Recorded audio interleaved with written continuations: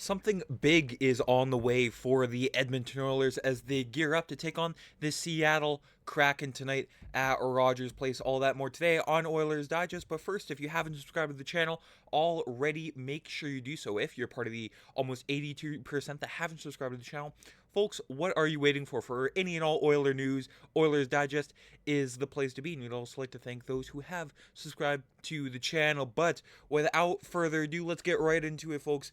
How sweet it is, yes, when it comes to the newest Edmonton Oilers, John Klingberg. Bob Stauffer was on a podcast, and he was asked about, the impact that John Klingberg could have on this Oilers team. And he says, well, the one thing Klingberg can do is he can transition the puck. He can get it up the ice by letting the puck do the work. That's what forwards want.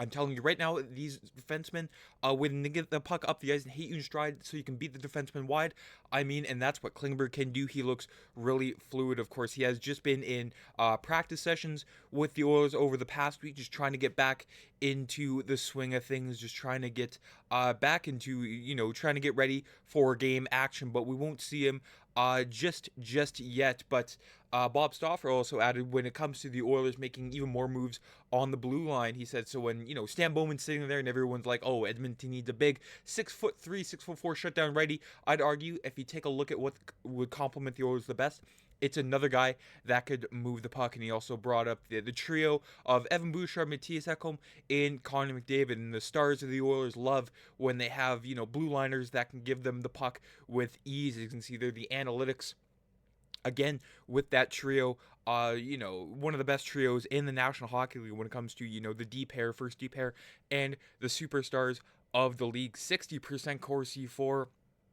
You got almost 60% Fenwick for, and the goals for and goals against. Almost a 2-to-1 ratio. But for John Klingberg, he brings lots of promise to the team.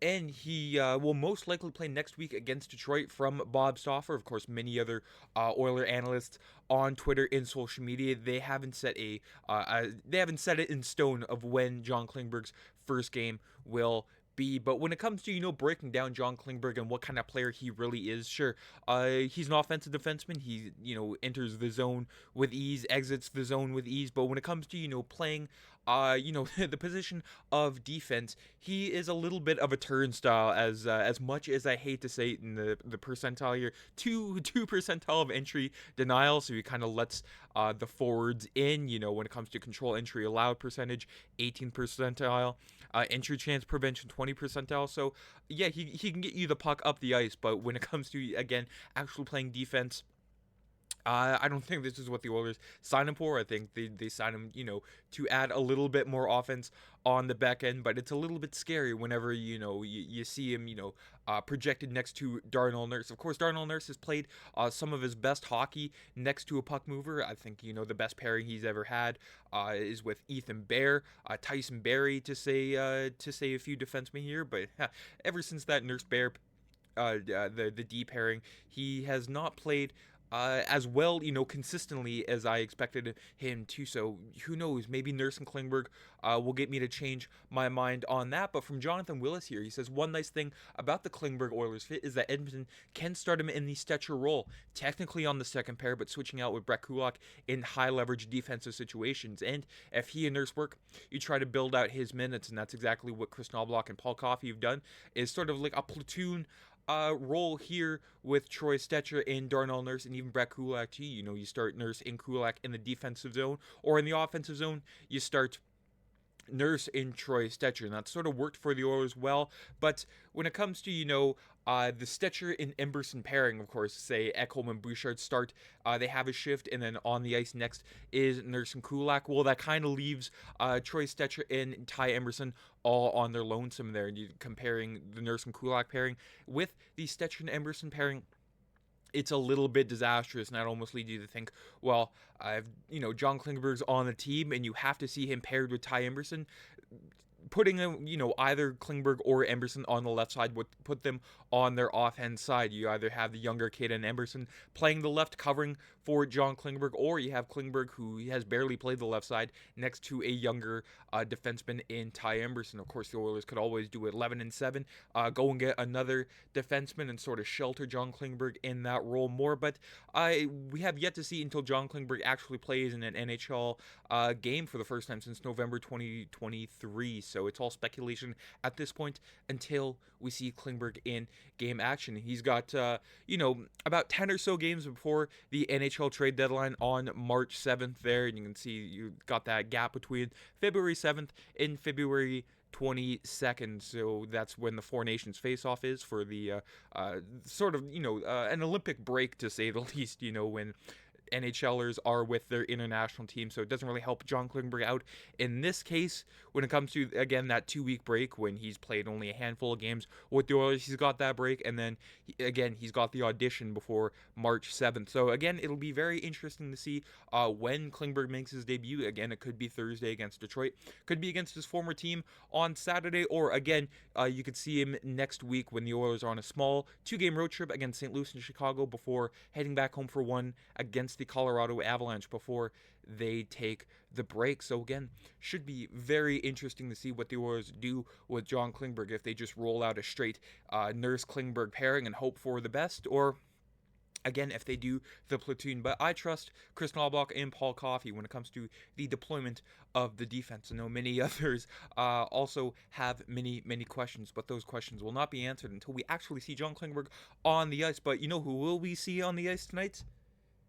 Connor McDavid. Yes, let's get cracking. Connor McDavid back tonight after serving his 3-game suspension after the cross-check he delivered against Connor Garland of the Vancouver Canucks. But we are past that, and so is Connor. And he says, I'm antsy to play and excited to get going. It was a long week just sitting around practicing, so I'm ready to get going. And the Oilers lines in pairings at the morning skate this morning, getting ready for their game against the Seattle Kraken. Very interesting, but of course I will explain all of these changes here in just a second, with Draisaitl, McDavid, and Hyman loading up the nuclear McDry and Hyman option right off the bat here, which is very interesting. And then Vasily Podkolzin, Adam Henrique, and Victor Arvidsson, Matthias Janmark, Ryan Nugent-Hopkins, and Connor Brown, and Corey Perry, Noel Phillip, and Kasperi Kapanen, with Jeff Skinner, after scoring on Saturday against his former team, gets scratched.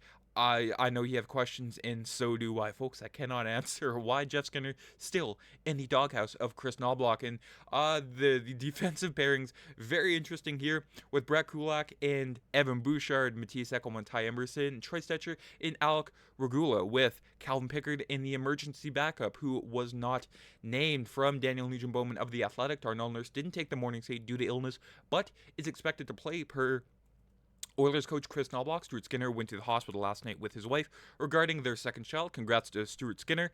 And John Klingberg wasn't on the ice this morning because of an immigration appointment, getting himself a Canadian visa. And per Kris Knoblauch, you saw Alec Regula in the line rushes there with the deep pairings. He is eligible for an AHL conditioning stint with the Bakersfield Condors when he's cleared to play. Yes, he's still on IR, but from Kris Knoblauch here, we're not approaching that timeline right now, but coming from the Oilers website with their projected lineup tonight, which makes things more clear than I had for the morning skate here, with Draisaitl, McDavid, Hyman, Podkolzin, Henrik Arvidsson, Janmark, Nugent-Hopkins, Brown, and Perry Phillip Kapanen. So the forwards stay the same, but the D pairings unchanged from Saturday afternoon, with Matthias Ekholm and Evan Bouchard, Darnell Nurse in Troy Stecher, and Brett Kulak in Ty Emberson, with Calvin Pickard set to get to the start tonight, and Stuart Skinner projected to be the backup. Hopefully he gets some rest before tonight's game. But so far this season, Adam Henrique has spent most of his time playing with Janmark and Connor Brown. The 34-year-old has 7 goals and 14 points through 49 games and has an on-ice goal differential of 19-16 at even strength. Those are decent results for a third-line center, but it's well below the 24 goals and 51 points Adam Henrique scored last season, playing more offensive minutes, of course, for a good chunk of last season and into the playoffs. Adam Henrique was with Connor Brown and Zach Hyman, which I would like to see them do that again, but the Oilers trying out more flexibility to see what works in the lineup. As you can see there by the second paragraph, moving Henrique up to play with Podkolzin and Arvidsson might be about the Oilers trying to see what options they have internally down the middle before the trade deadline on March 7th. There's no doubt that McDavid and Draisaitl will be playing together at times during the playoffs, and the Oilers need to determine whether or not they have another player who can drive the second line, and that pretty much means Nugent-Hopkins will be the third line center. And I mean, that just makes the Oilers much, much deeper, as I think, putting Nugent-Hopkins down in the bottom six gives, the bottom six, a little more skill-wise. As Nugent-Hopkins, sure, he had a slow start of the season, but 5-on-5, these past couple games, he has been, somewhat decent. The Nuge continues to be huge. But looking at the Seattle Kraken, the opponent rolling into Edmonton tonight, they are 4-3 in their last 7. You can see they're on the right-hand side. Joey Daccord has started the last 6 games for the Seattle Kraken, with Philip Grubauer having not started since January 12th. Just taking a look at their lineup tonight: Jaden Schwartz, Matty Beniers, and Capo Caco, who has had 10 points in his last 10 games with the Seattle Kraken, point per game after being traded from the New York Rangers. So pretty much it was, New York's fault that they can't develop players at all, and their loss is Seattle's gain. Andre Burakovsky, Chandler Stevenson, and Oliver Bjorkstrand, Jared McCann, Shane Wright, and Ellie Tolvanen, and Brandon Tanev, Mitchell Stevens, and Ty Cartier. And again, between the pipes for the Seattle Kraken tonight, it hasn't been confirmed yet, but you can see there Joey Daccord in Philip Grubauer. It's the best of both worlds here, with, Daccord having a 917 and Philip Grubauer having an 817. And on the back end tonight, Vince Dunn, Adam Larson, Jamie Alexiak, Brandon Montour, and Riker Evans and Josh Mahura. But when it comes to the starting goalie tonight, I would have to hope it's Philip Grubauer, as he's 3-5 in 9 games against the Oilers, having been pulled in one other, with a goals against average of 4.22 and a save percentage of 847 against the Oilers in his career. But with the recent trends, I do believe it'll be Joey Daccord. But the power play is where the Oilers can exploit the Kraken tonight over the last 10 games dating back to the Bruins matchup.